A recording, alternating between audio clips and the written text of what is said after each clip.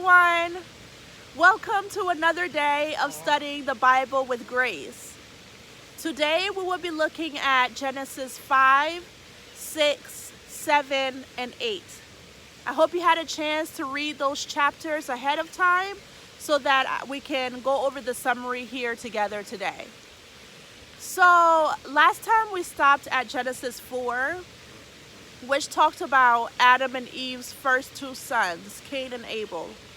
So Cain actually ended up killing his younger brother Abel because of jealousy, and God punished Cain because of it. Cain went on to live a different life, and Adam and Eve had a third son by the name of Seth. So today we'll be learning about kind of how Seth's generation unfolds. So, Adam's third son, Seth, had many children. After many generations, a son was born from Seth's family line, and his name was Noah. Noah's father blessed him and said, "Out of the ground that the Lord has cursed, this one shall bring relief from our work and from the painful toil of our hands." So Noah's father really blessed him.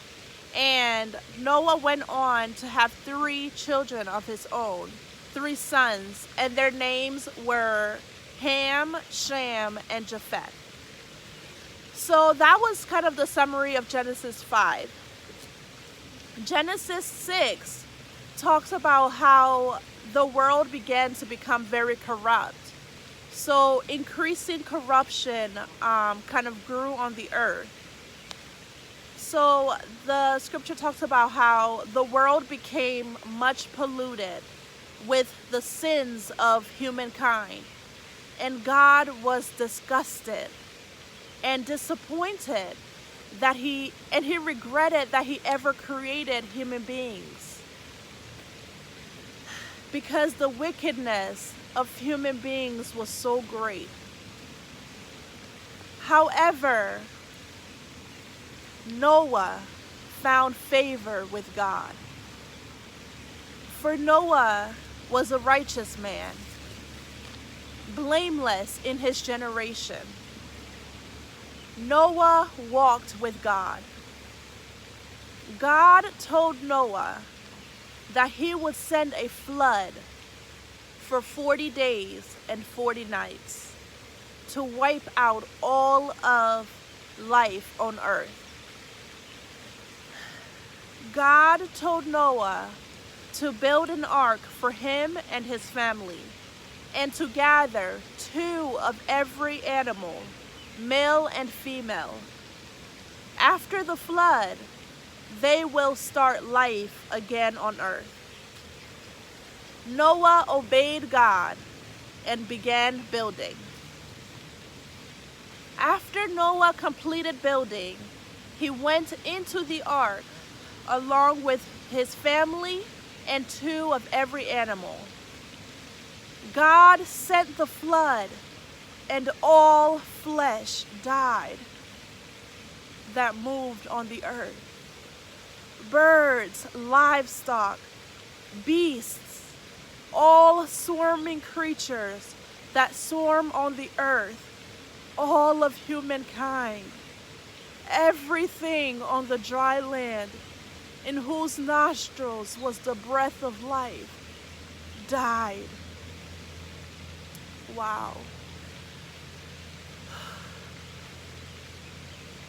And the waters prevailed on the earth 150 days. So that was the summary of Genesis 6 and 7. Very, very touching chapters, very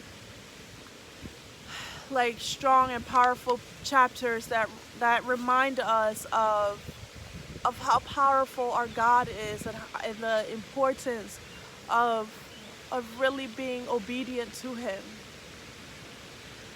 So Genesis 8 talks about what happens after the flood subsides. So on February 601, God told Noah to leave the ark, for the water had dried up on the earth. Noah obeyed. And God told Noah and everything with him to be fruitful and multiply and subdue the earth. Then Noah built an altar to the Lord and sacrificed some of every clean animal and offered burnt offerings to the Lord. The Lord smelled the pleasing aroma and promised in his heart to never wipe out creation this way again. Wow. And that wraps up the summary of Genesis 5, 6, 7, and 8.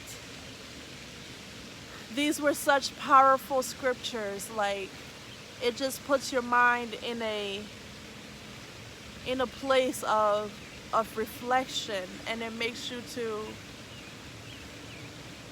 to be grateful for Noah, and to be grateful that God, even like, even though he was so disappointed and hurt by the actions of humanity, he still wanted to save us. He still wanted us to thrive, to live in the world. And so he blessed, and so he preserved he preserved all of life through the family line of Noah. And so I'm thankful that Noah obeyed God, and that he was literally obedient to everything that God told him to do. And I pray that you and I try to follow that same kind of obedience to God. Like, it's not easy. It's not easy, but the reward in the end is so worth it.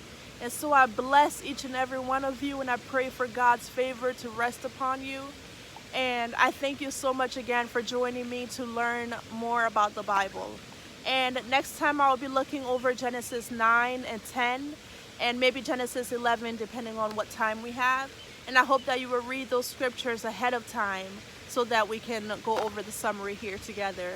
Thank you, and God bless you, and have a wonderful rest of your day. Bye.